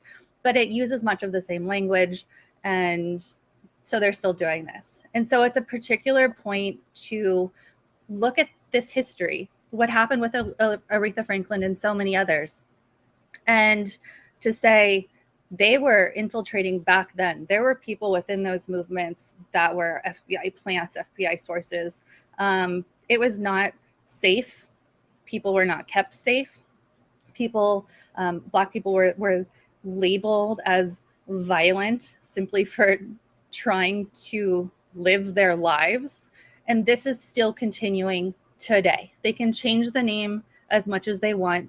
They can say, oh, COINTELPRO, that was so long ago. No, they're still doing it. Well, it's interesting. Well, a couple of things. One is that I read, and this was probably about a year ago, where they had there was a report showing that the FBI had went as far as to infiltrate Black Lives Matter chapters, right? And I'm sure you're familiar with that. Yeah. And then the other thing is that, and we want to, and I plan to have an FBI expert on to talk about this issue, which is the FBI is currently monitoring Americans through social media. Yeah. And looking at the activities because of the rise of white supremacist terrorism, as well as domestic terrorism, and the rise of the sentiment of hatred against the United States government. Yeah. So when we're talking about this level of surveillance, this is certainly, like to your point, this is not new. I mean, you can change it. You could change the name. The reality is, it is what it is. You are surveilling Americans, high profile or not, citizens that are part of various groups, that are watching. And I think that speaks volumes. I mean, when you think about, and if anybody's familiar with the time of the civil rights movement, the Black Power movement, the 50s, the 60s, the 70s, most of your prominent Black voices were probably under surveillance. Everybody probably had a file. You know what I'm saying? And everybody probably had a file. So to me, you know, this just goes to show that as much as we often talk about, or we often have to tell people, oh man, America is moving forward, you get news like this, and it's just a reminder that nothing has changed. And that's the hard part about, that's the hard pill I think we all have to swallow. Well, it absolutely is. It is a hard pill to swallow. And I think part of what has to be frustrating, what is frustrating, is that so many people are just completely unaware that this goes on. You know, I can't report it as fact. We might find out in 50 years, but some of the deaths, the murders that have occurred recently, due to protests and you know, Black Lives Matter movement and things like that, people have shown up dead. And I don't think that's a coincidence. Again, I can't report any facts surrounding that. And it takes a hell of a long time to get anything declassified, as we've seen. But I think it's so important for everyone to be aware. And actually, I didn't know that this thread was going to take off. I report all the time on things that don't take off. It's been a hell of a time trying to get mainstream media to pay attention to things like the Flint water crisis. My friends, my sources are dying, getting sick, getting cancer to this day, this majority Black poor city, and getting, you know, mainstream media to pay any attention to that at all has been impossible. So I have to say, I am glad that this thread took off. I am glad that I was reached out to by some prominent national outlets, and that it's going to be published in one in particular. Yeah. But this goes to show that it's only because, and this is, you know, it's a good thing, but it's only because Aretha Franklin is such a beloved, known name that they're interested in it. They don't report on, you know, the everyday person. So my goal is using this bit of surge in national attention to highlight some of the lesser known issues, to highlight things that are not talked about, like COINTELPRO, this newer Iron Fist program, the fact that they're lumping people fighting for their rights in with, in my opinion, those who are not looked at enough, things like the Oath Keepers, all of these white militias that are rising up. I don't feel like they get enough scrutiny by these nefarious alphabet agencies. So anyway, my hope is that this brings more awareness, and that I can kind of ride this wave a bit to point to, like, by the way, everybody who is unaware of this, look at this, this, and this is still going on. And here's why, even though this doesn't affect you, you know, speaking to the uninformed audience, like, here's why you have to care. You don't have a choice. You have to care about this if you have any sort of heart at all. Absolutely, absolutely. Let me get a couple of comments from our audience, our watchers here, very quickly before we wrap up the discussion. And again, folks, we've been talking to Jen Dice, who serves as the founder of CourageNews.com. Jen has been pivotal in getting the files declassified from the FBI, a request she put in through the Freedom of Information Act back in 2018. 4 years later, she finally was able to get the files declassified and released to show the FBI's monitoring of our Queen of Soul, Sister Mother Aretha Franklin. All right, very quickly, let me just go to some of our comments, because folks have been checking in, Jen. Conscious Thought, you checked in. You said the government is always watching. Yes, yes, yes, Lord. And always watching. That's why we got to be careful about what we say and what we share on social media. And if you share some stuff that you know is going to be controversial, or if you're in some things, be prepared to stand strong and defend it.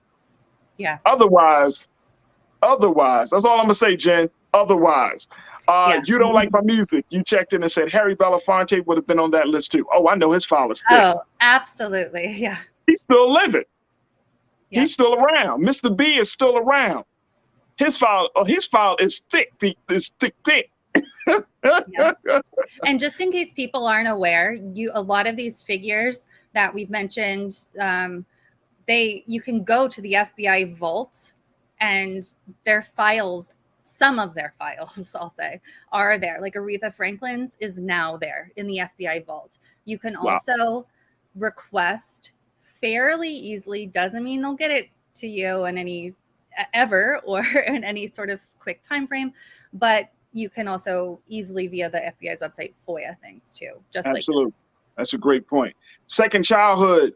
You say they monitored Martin because of his work was a threat. Maybe Aretha was doing big things behind closed doors, knowing the spotlight brings problems, yet FBI still caught wind. Hypotheticals. It could be. But you know what? All you have to do, and this is something that we even do to this day very quickly, is that Aretha had the platform, she had the influence, and she had the resources, right? Money or any other resources, right? To help take a cause to the next level. And this is a strategy that I see us employing even to this day, that we say, if you work in social justice, you come across an entertainer or athlete or someone of high prominence, and you say, okay, you don't have to be out front. We can be out front, but your money can support us. You know what I mean? You put something on your social media, help us use your platform to bring an event. And I mean, so it's not unusual to see the relationship between activism and entertainment. That relationship has always happened. That is, especially among Black entertainers and Black activists, always happened, because we're always trying to figure out the best way to get the message out, to make people aware and all of those things. So that's always happening. But to your point, second childhood, you're right.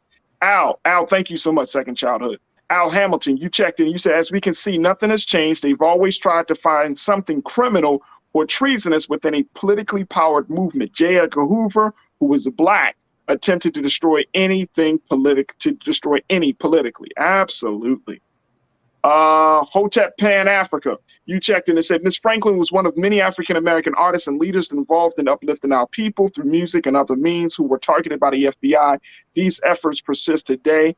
You're right. Absolutely right. They don't change. I wouldn't be surprised if everybody, even Jay-Z, a major figure, he probably has an FBI file because of his ability to move through certain spaces. You can go down the list, Black artists. And here's the thing, Jen, and I think that this is something to your point. If you have a file for doing what's right, so be it. Mm-hmm. We can't be afraid. We cannot be afraid. If you're doing what you believe to be the right thing to do, as Aretha did, Martin did, Dr. King did, and so many other great ones, right? Whether you're Black or white, that's just to let you know that you're doing the right thing. That's the consequence. That's just everybody can't walk that path. And I get it and I understand it. But those who can, who says that this is something that they want to do, like even in your journalism, Jen, as a journalist, and you're digging deep to uncover these injustices and to shed light on these things, there's a great consequence to you. And there's a safety issue there. I mean, you coming on the show and you opening the doorway because somebody is going to oppose you. So, absolutely. But it's the right thing to do. We can't, the FBI can't hold these secrets anymore. Very quickly, as we wrap up, Jen, how can people stay in tune with the work that you're doing? I know you said, and I signed up for Carriage News as well, carriagenews.com, folks. You can sign up to be a part of getting information, all the latest information. But I know you said a bigger, like a written story, a more bigger expose is going to be coming out. So how can people stay in tune with that? Yeah, absolutely. My Twitter is at Jen Elizabeth J, Jen with two N's. But yeah, Courage News. I have a Substack, couragenews.substack.com, and I greatly, greatly believe that news and information must be free. I hate paywalls. Yeah. I only pop things behind a paywall if it's like a bonus or extra, so anyone can freely go there and keep up with my news on Flint, on Amazon labor movements, on Starbucks labor movements, all of the movements happening around the world. Speaking of people that I worry about because they're such strong, important figures, like Chris Smalls, interviewed him, things like that. And so that's my focus. That's where you can find me. As far as the wider story, it's coming hopefully within the next week. They don't want me to say which outlet yet, but it's a big one that you guys all know. I hate like hinting at things. I wish I could just say it, not my choice. But anyway, Afeni is going to be a co-bylining that story. If you guys are not familiar with her, at Redis RE on Twitter. Afeni's amazing. And so there's a lot more to come. This is not the end of the road. I've requested additional files. The FBI is having me jump through hoops. Like, oh, if you also want this file in this search, it's like, yeah, I literally asked for that already, but okay, I'll ask again. So there's more coming. And I will stay on all of this. I will stay on Flint. I will stay on everything that's happening right now and everything that I feel matters and goes kind of uncovered in this country in particular. Fantastic. Jen Dias, who serves as a journalist and founder of CourageNews.com. Jen, we thank you so much. Thank you for your bravery. Thank you for being courageous enough to ask for these files to be declassified and released. So, we'll certainly keep our eyes posted. And again, we look forward to getting more news and information, not just about this situation, but about other things that we need to stay on top of. So thank you, Jen, for your time today. I truly appreciate you. Thank you so much for having me on. Thank you all for watching. And this is wonderful. I'm also taking notes on all of Rochelle's advice from right before I got on, financial tips. Yeah. So thank you. Thank you so much. Thank you, Jen, for your time.